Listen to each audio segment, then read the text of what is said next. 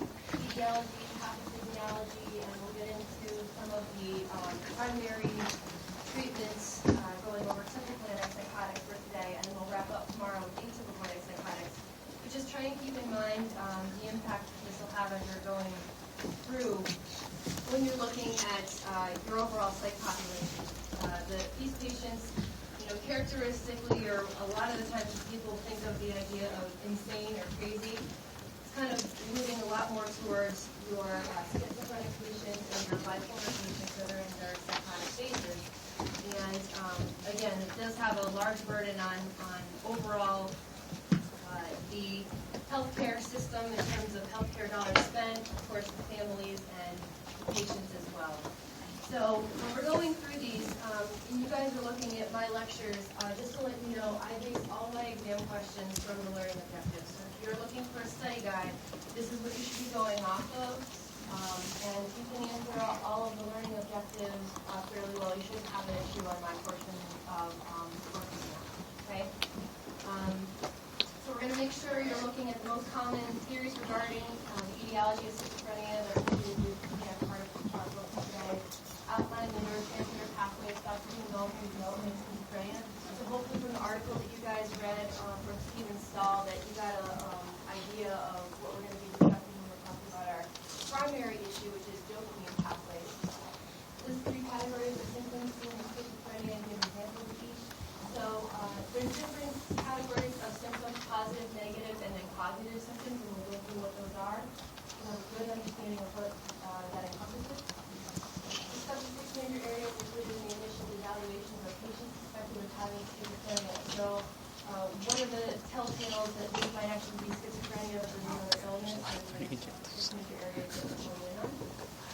Mainly antipsychotics considered first-line agents in the treatment algorithm for schizophrenia. So again, we're going to go over the older conventional antipsychotics today. We'll get started on that, which were the first ones that came out back in primarily in the 1960s is when we started seeing our older drugs, like Thorazine, DMT, and now we've got other agents that some people consider superior, depending on how you're looking at it. The side effects of actually the newer agents, the second generation we'll talk about, have their own bunch of issues, metabolic syndrome, whereas the older ones had more symptoms related to Parkinson's related issues. So we'll discuss that a lot more. We understand on that. Discuss the considerations in choosing an antipsychotic for an individual patient. So we're going to go through a couple cases more tomorrow than today, so we can have a basis when we go through that you guys will hopefully be able to answer those easily by the end of the lecture. And then recommend methods to improve treatment adherence in a patient with schizophrenia. So kind of going off the same concept there. Treatment approaches for individuals with treatment-resistant schizophrenia. There's specific therapy, in particular, for those patients that are failing our therapies that we're looking at as, say, first line, maybe even go to second line. And what do we do in those patients? There's one drug in particular that we'll talk about, clozapine, that is what we're going to employ in most of those patients. And compare the side effect profiles overall of our antipsychotics.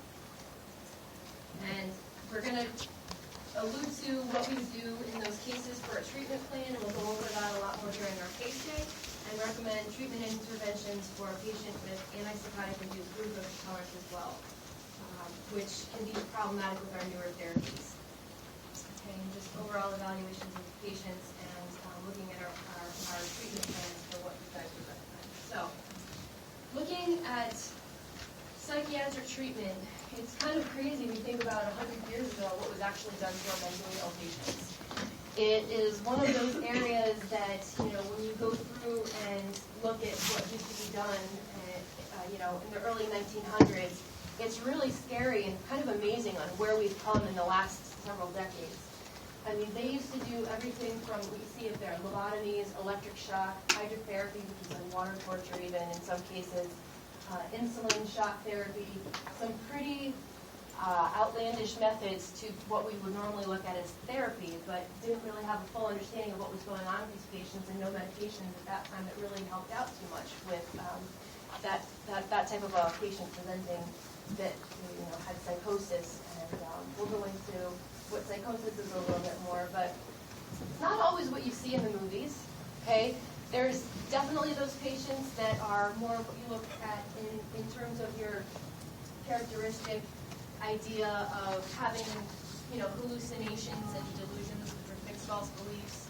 We'll go through that a little bit more, but it also can be a lot more of not so presenting in such a clear manner. They might start out as some level of cognitive impairment in some patients that are just withdrawing from society. So I'll help you understand what those are as well. So let's just look at the basic definition. It's a chronic heterogeneous syndrome of disorganized and bizarre thoughts, delusions, hallucinations, inappropriate affect, and impaired psychosocial functioning. And we're going to kind of pull this apart as we go through your clinical presentation and diagnosis into what all of that means. Looking at the history, the initial name for schizophrenia was actually dementia praecox, and that kind of tells you a little bit of the course of the disease as well. It actually was a disease that was looked at as a dementia of the young. So in our population that usually presents with schizophrenia, it usually is going to present in our early 20s and late teens in boys and men. And then in our female patients, it's going to present in the early 30s or late 20s. So depending on, if you're male or female, it's still primarily a disease that's going to happen earlier on in life, and we normally think of dementia as affecting more of our elderly patients. And the guy that initially started to classify this disease, Emil Kraepelin, looked at the two major patterns of primary insanity. So if you see manic depressive psychosis, that's more what we're going to discuss when we're looking at our bipolar patients that have got more of the affective side of the psychosis. So we'll go into that a little bit more next week. Divided by the long-term prognosis and course of the illness is another one that can kind of clue you into whether you're initially looking at a schizophrenic patient or a bipolar patient. And depending on how that patient initially is going to respond to therapy can help guide you into whether you're going to nail down the diagnosis of bipolar disorder or schizophrenia. And we'll go through that when we talk about the medications a little more as well. Then kind of moving off of that, it was termed schizophrenia in 1911 by Eugen Bleuler, and this basically broke down to what we see a little bit more when we're looking at our DSM criteria of what the disease is today. So abnormal associations, autistic behavior and thinking, abnormal affect, and ambivalence are what we consider the 4 A's for what we'll look at in terms of our primary symptoms. And secondary symptoms we looked at as hallucinations, delusions, social withdrawal, and diminished drive. And we're going to further classify this down into our positive and negative symptoms, and then again, the cognitive kind of goes along with that, but not that was noticed as much early on. So if you're looking at diagnostic criteria, we generally are going to go along with the DSM-4 version. That's the most current version, most widely used. They do have the international classification of diseases. The two of them are pretty similar. With the only difference being when we're going through our classifications that the ICD-10 actually has what they call a simple classification of schizophrenia, and that doesn't actually include the positive symptoms of, say, psychosis and hallucinations. So that's not really one that we use so much. We typically think of what the DSM has got listed for criteria as the basis when we're making a diagnosis at this point. Prevalence overall is about 1% of your population. It ranges between about 0.6 to 1.9, but it's interestingly that worldwide, it generally doesn't have an area that is affected more so than others. It's pretty common among all cultures with about the same amount of prevalence that is going to occur. And again, it's going to manifest in early adulthood. You guys can remember, again, males, late adolescence, early 20s. Females are going to happen in late 20s to early 30s. Not normally going to see this, not to say that we never do, but it's rare to see this disorder before adolescence or after the age 40. So if you're going to come up with that kind of a diagnosis, a lot of the time it's because of some other etiology, whether it's, say, a brain tumor or some other issue is usually going on. Most of the time, this can be pretty uncommon to come up with that diagnosis at that point. Okay. Among the top 10 leading causes of health disability, as I mentioned, so what you can think of is a very expensive illness. These patients, a lot of the times, are not able to go to work and function. We do have those patients that we can put on therapy and do well, but a lot of the time, it is going to be one of those disabilities that long-term, there's not a very good result, especially as the disease progresses. Etiology overall is not really known. We always, with most of our psych diagnoses, have postulated ideas for what we think is going on. And it's thought that this is kind of coming up as a multifactorial issue. There has been strong evidence showing family history puts you at a predisposition for developing the disorder. And if you have a first-degree relative that has schizophrenia, there's a 10% chance that you'll develop the disorder. If it's a second-degree relative, say an aunt, it's about a 3% concordance rate. And then a 40% incidence if both parents are schizophrenic. So you can obviously see that the genealogy is going to play a role more than likely in these cases. So this is basically just a graph showing that the morbidity risk for schizophrenia in the relatives of schizophrenic patients. So meaning that its overall burden, not only looking at potentially getting the diagnosis of schizophrenia, but just even having the association with someone who is schizophrenic, what it actually does for the patient's families as well. Right? And other studies will come out similarly with the same type of data, specifically looking at siblings, parents, and children, that there's a higher risk of morbidity and mortality associated with those families. So overall, what we're looking at in terms of our pathophysiology is that we obviously know there's something going wrong with the brain neurochemistry, right? So when you guys are thinking of mental illness overall, whether we're talking about depression, we're talking about schizophrenia, we're talking about bipolar, that all is known to arise because of the abnormal neurochemistry going on in the brain, and you'll have different areas that may not be getting signals, what we would normally think of in our patients as unaffected with disease. In specifically schizophrenia, there is well-known factual evidence that shows that there's a decreased overall brain size, kind of what goes along with a lot of your other dimensions, that sometimes is going to be the case, and part of why we think brain tox makes a lot of sense. You get decreased overall brain size. Okay? Increased ventricular size in the third and lateral ventricles of the brain. So if you're looking at autopsy in patients after postmortem, that we can see that as well. Brain asymmetry has been reported. Evidence of hippocampal volume changes, abnormal neuronal pruning in the striatal areas have also been seen. So again, just basically on autopsy, areas you can see with structural differences from someone that didn't have schizophrenia. And it's known that there's going to be structural changes that progress throughout illness. In other words, every single time, and you'll see this a couple times throughout the presentation, every single time that someone is going to have a hospitalization and the disease is going to exacerbate, you have an acute episode, that is known to cause damage to the brain.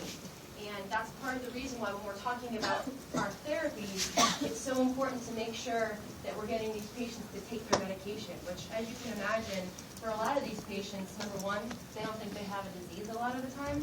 Number two, even if they do, doesn't necessarily mean they want to take medication. And when you're thinking about a disease that they have ideas inference, meaning that, the radio might be talking to them or the TV's talking to them, and all these other external forces saying, that it's the outside world that's got a problem, not the patient, it really gets complex in trying to figure out how you're going to get this patient to be compliant with therapy. So something to kind of keep in mind as you're going through. So as I mentioned, with all the structural changes that we can see, this is a PET scan you see of a schizophrenic brain on the left-hand side. A lot less activity going on there than your normal brain on the right.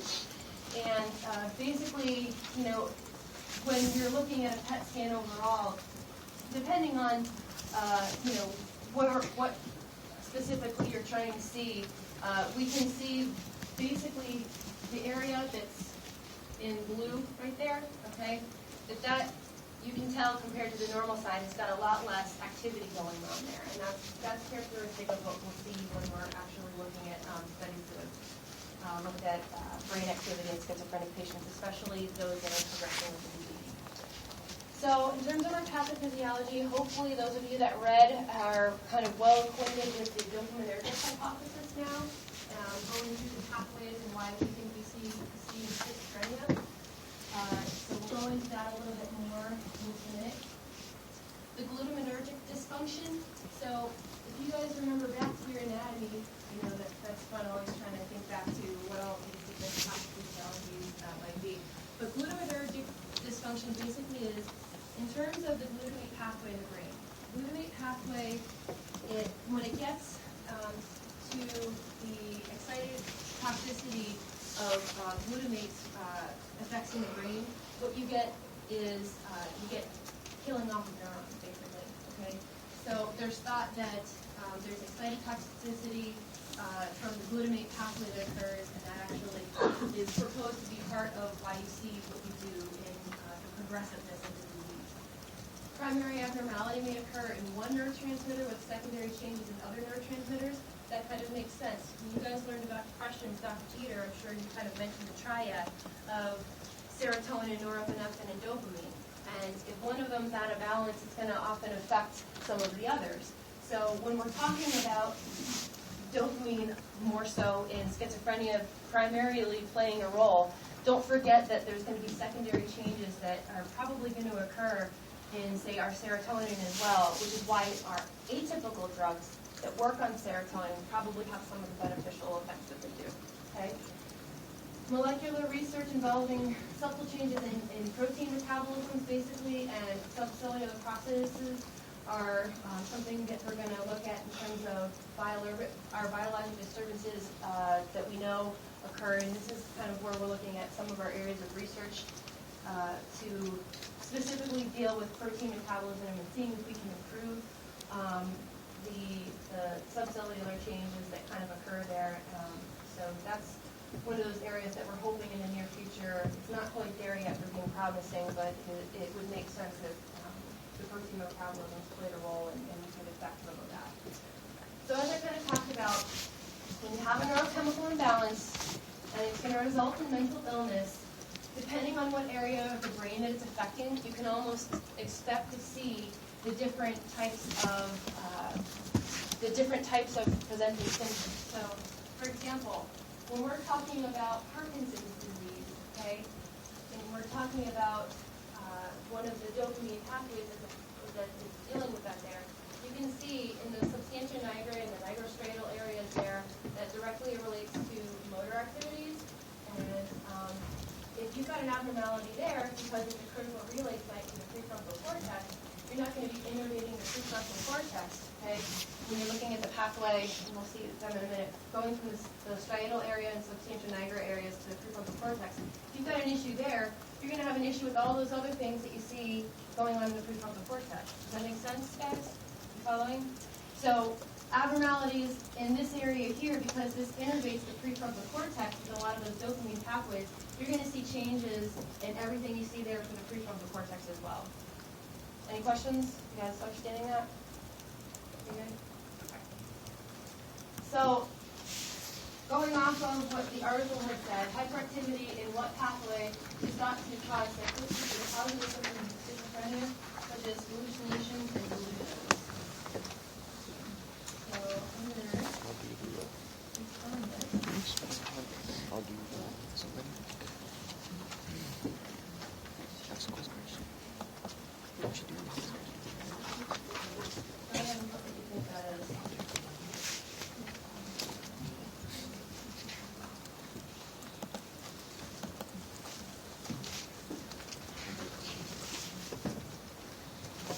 This ski 02712. I'm on the board. First login first.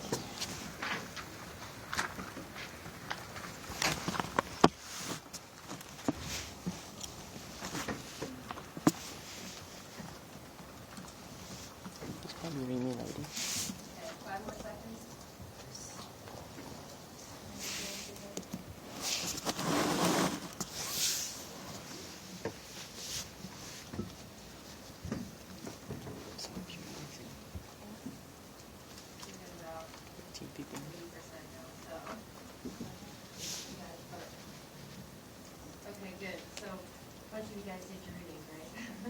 Schizo. So the answer is the mesolimbic pathway. Schizo.